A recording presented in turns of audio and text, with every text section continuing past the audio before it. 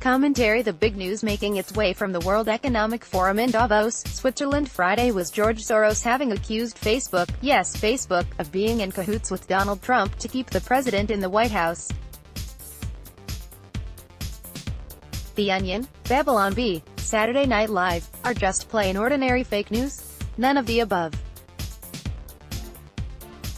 Turns out the multi-billionaire, quasi-Marxist, is that an oxymoron? Did tell the assembled billionaires and multimillionaires, someone with a mere million need not apply. Facebook will work together to re-elect Trump, and Trump will work to protect Facebook so that this situation cannot be changed. It makes me very concerned for 2020. He and Adam Schiff, apparently.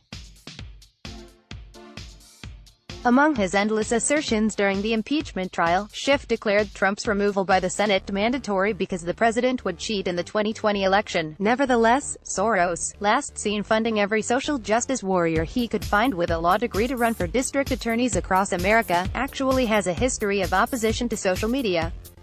The financier seems to fear the wide-open displays of opinion available on these outlets lest they undermine his many projects. The truth can impede the truth. Ironically, however, for the last several years Facebook founder Mark Zuckerberg has been under attack from the right for alleged Facebook bias against conservatives. Indeed, Zuckerberg has made several faltering attempts to manage this problem, consulting what he thought were important conservatives while simultaneously alienating others.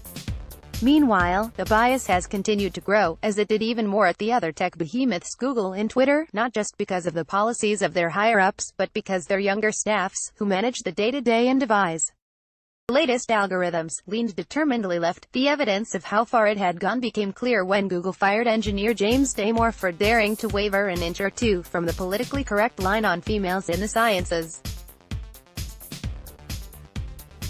Zuckerberg, at least, unlike the Google and Twitter founders, acknowledged the problem, recognizing the need for his company, basically a public facility, to be even-handed, although he has not been successful yet in achieving it.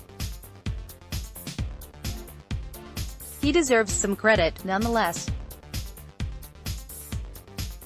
Perhaps this is why he is the object of Soros' opprobrium and why the billionaire thinks he is trying to re-elect Trump. Just attempting ideological equality is enough for that. It's pretty funny, but it's also, again ironically, an inadvertent favor to Zuckerberg. Few human beings are regarded as bigger world-class villains than George Soros. Some version of Soros has been the fictional Mr. Big of a raft of right-wing thrillers.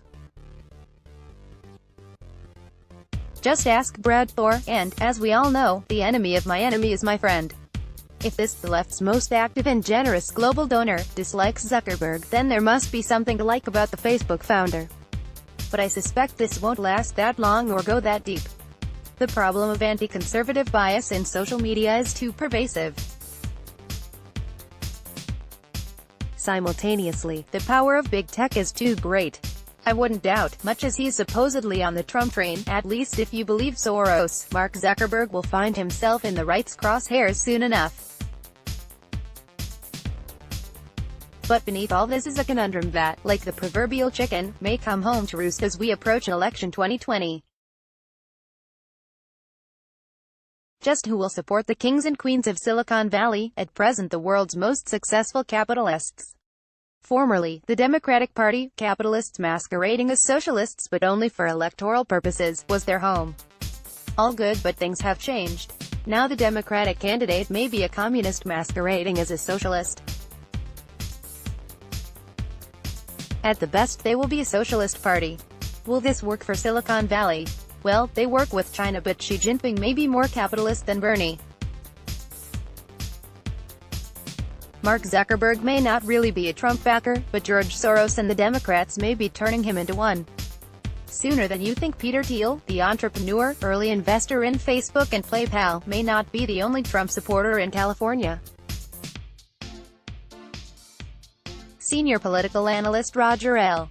Simon's latest novel is The Goat. Views expressed in this article are the opinions of the author and do not necessarily reflect the views of the Epoch Times.